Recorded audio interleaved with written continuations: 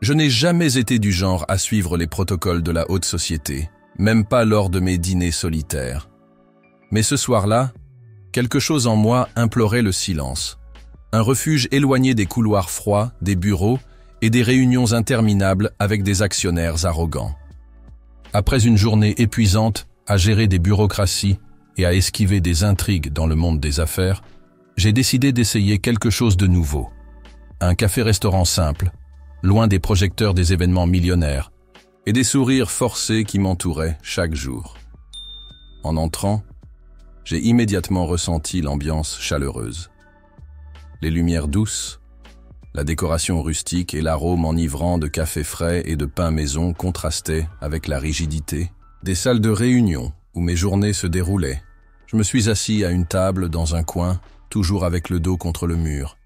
Une vieille sécurité acquise au fil des ans pour garder, même inconsciemment, un sentiment de contrôle sur les événements.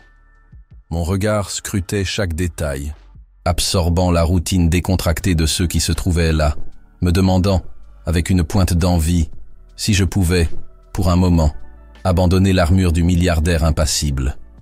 Et puis, elle est apparue. « Bonsoir.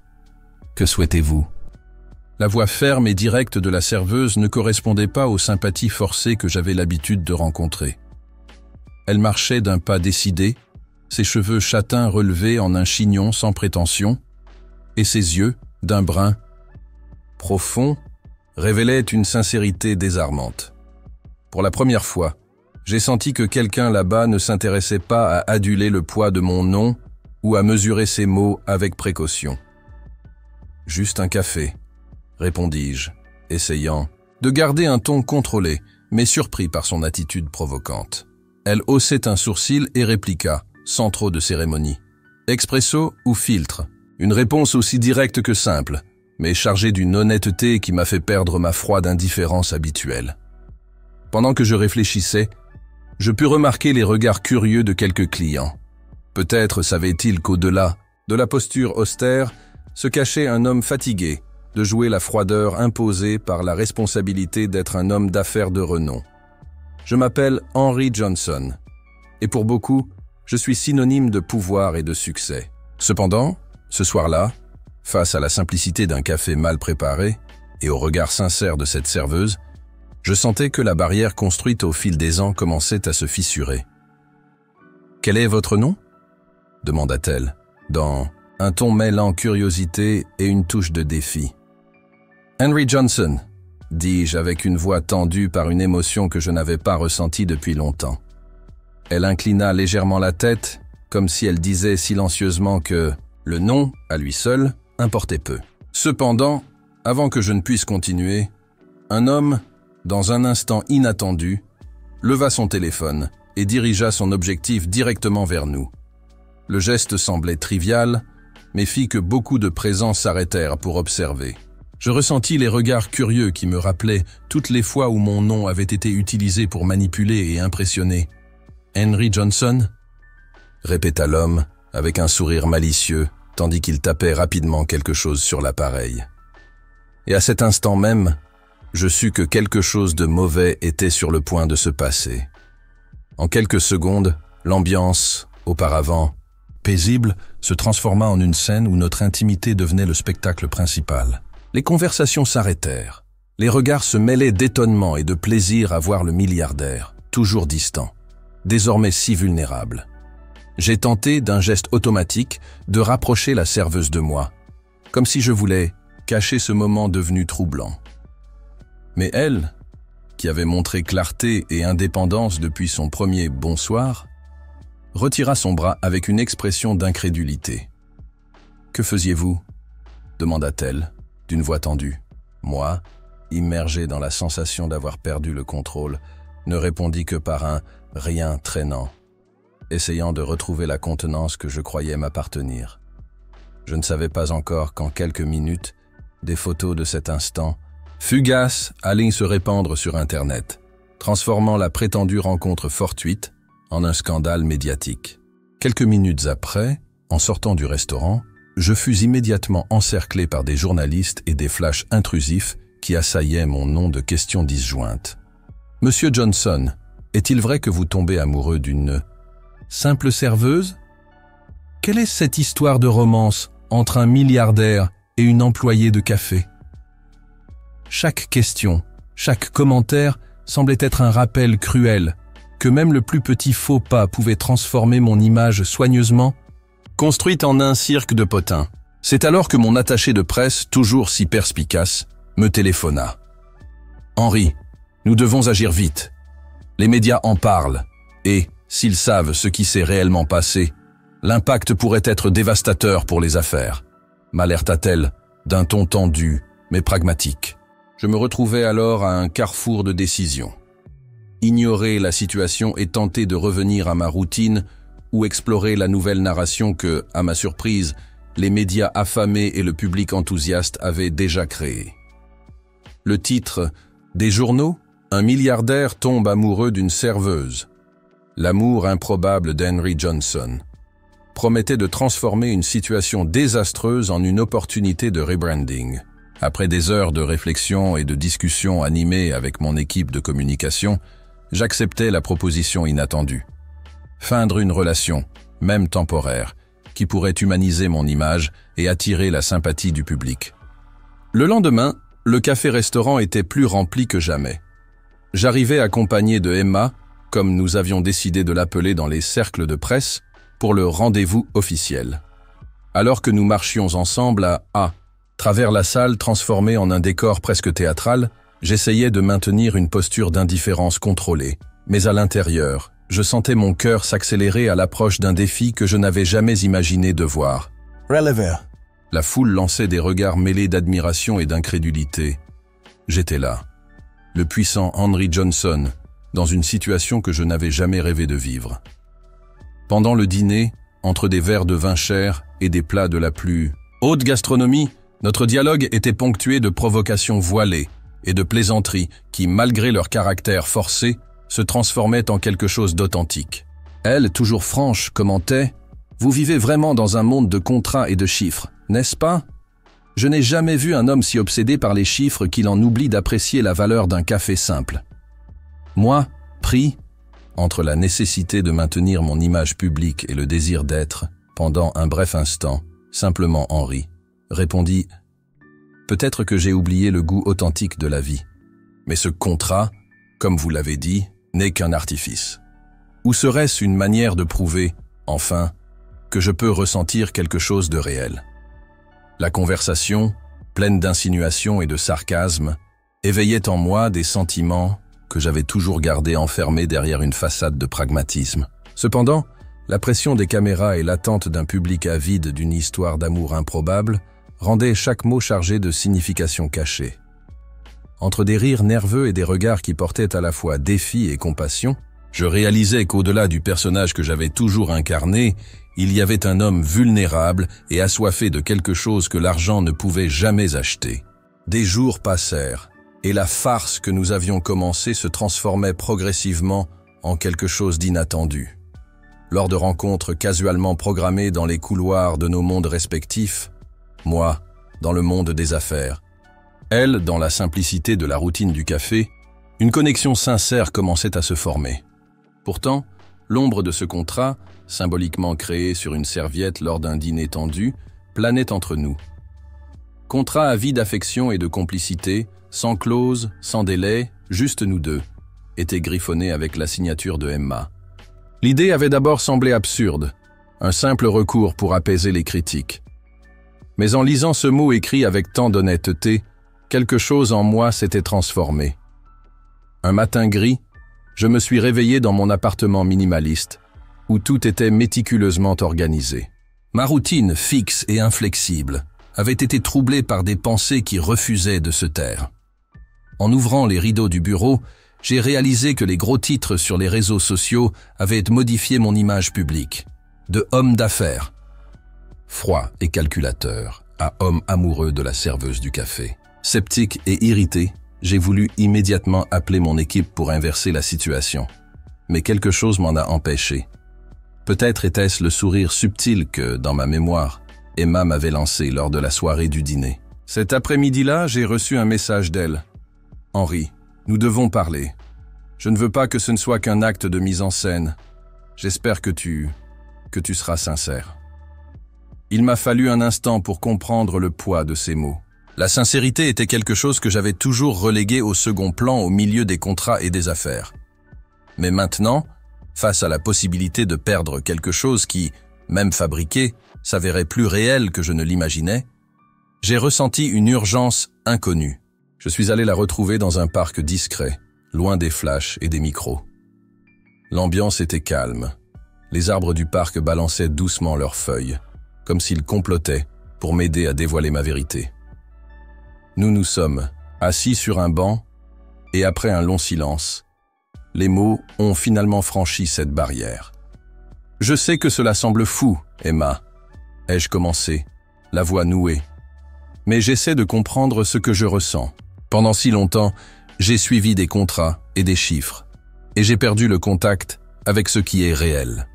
Tu semblais, lors de notre rencontre, faire ressortir quelque chose que je ne savais pas exister en moi. » Elle, les yeux brillants de larmes, a répondu « Henri, j'ai toujours su qu'il y avait une grande distance entre ce que tu montres et ce que tu caches.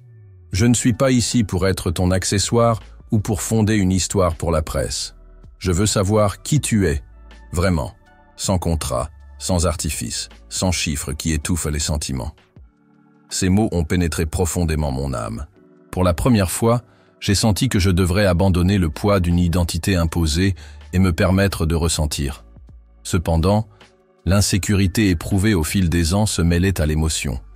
Serait-il possible d'abandonner l'armure qui me protégeait? Mais elle a pris ma main. Et dans ce contact, j'ai ressenti le courage nécessaire pour être vulnérable. Au même instant, un élan m'a envahi. J'en avais assez de vivre prisonnier d'un monde d'obligations et d'attentes. Là, sur ce banc du parc, j'ai décidé que je serais honnête, même si cela signifiait rouvrir des blessures que je ne savais même pas existantes. D'une voix tremblante, j'ai avoué « Mon enfance a été marquée par des pertes et des trahisons. J'ai été élevé dans un environnement où faire confiance était un risque et où l'affection était toujours soumise à des délais et des conditions. » ai-je dit, baissant les yeux. Mon père m'a appris que la faiblesse était synonyme de vulnérabilité, et j'ai appris à me protéger par des contrats invisibles que je signais en silence. Emma a serré ma main avec force, comme si elle voulait confirmer que là, dans ce simple geste, il n'y avait pas de clause, juste la promesse que, pour un instant, je pourrais être humain. « Tu n'as pas besoin de porter ce fardeau seul, » murmura-t-elle, avec la sincérité qui m'avait toujours surpris. Ces mots m'ont transformé. Peu à peu, j'ai cessé de considérer notre relation comme un simple stratagème pour réparer mon image. J'ai commencé à apprécier chaque rire partagé, chaque regard échangé et chaque silence confortable. Heureusement, après des semaines de cohabitation forcée, rencontres publiques, dîners élaborés et apparitions médiatiques, un jour, la vérité s'est imposée. Ce n'était pas une mise en scène. J'étais en train de tomber amoureux. Mais le chemin vers un sentiment sincère, libre des contrats et obligations, ne serait pas exempt de défis. Au milieu d'événements luxueux et de réunions d'affaires, la routine qui me définissait autrefois a commencé à s'effondrer. Lors d'un dîner de charité organisé pour renforcer les partenariats d'entreprise, j'ai été obligé de remonter sur scène, cette fois aux côtés de Emma, qui luttait déjà contre des rumeurs et des attentes. Tout était parfaitement mis en scène, mais le malaise était réel. Pendant la réception, un homme d'affaires d'âge moyen s'est approché de nous, louant notre relation incompatible. Je vois que le cœur de M. Johnson s'est enfin laissé séduire par la simplicité. Quelle absurdité charmante, n'est-ce pas, Emma? Elle a ri, mais le rire avait un goût amer.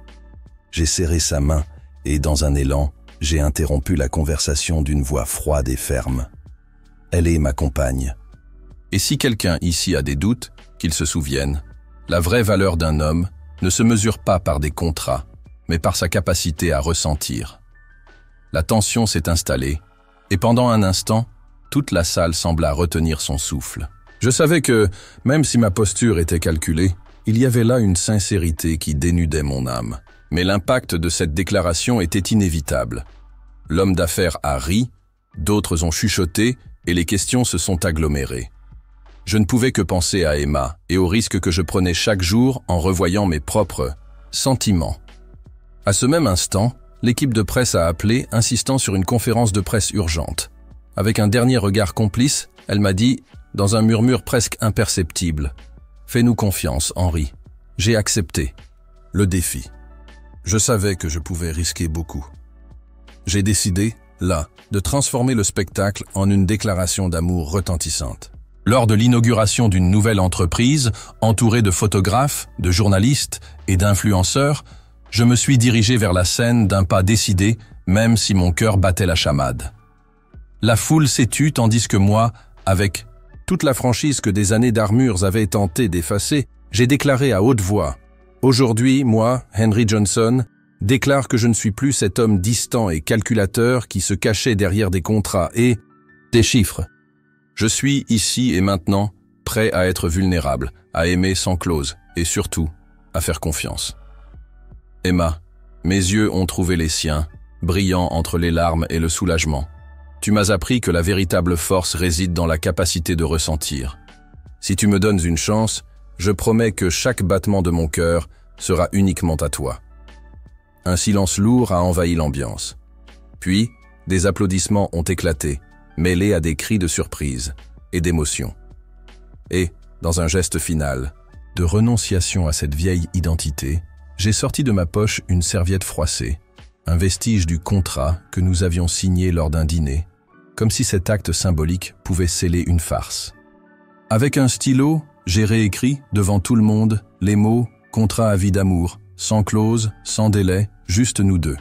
Emma, visiblement émue, monta sur scène et sans prononcer un seul mot, s'approcha et déposa un doux baiser sur mes lèvres.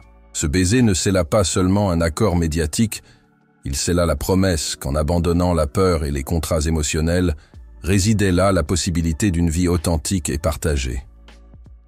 Les flashs continuaient à crépiter, mais, à cet instant, le monde cessait d'être une scène d'apparence pour se transformer en un espace où la vérité, aussi crue et imparfaite soit-elle, trouvait enfin sa place. Je savais que la route devant moi apporterait des défis, des doutes et possiblement de nouvelles confrontations avec mon passé impitoyable. Mais maintenant, avec Emma à mes côtés, chaque obstacle semblait minuscule devant l'immense chance de vivre un amour vrai et libre. Les jours se sont transformés en semaines et, progressivement, la farce publique fit place à une vie sincère. Les matins commençaient par des conversations intimistes dans la cuisine, tandis que l'arôme du café fraîchement préparé imprégnait l'air. Il y eut des moments de malentendus, des conflits nés d'anciennes habitudes et de la difficulté à abandonner de vieux schémas, mais aussi de nombreux moments de réconciliation et d'apprentissage mutuel.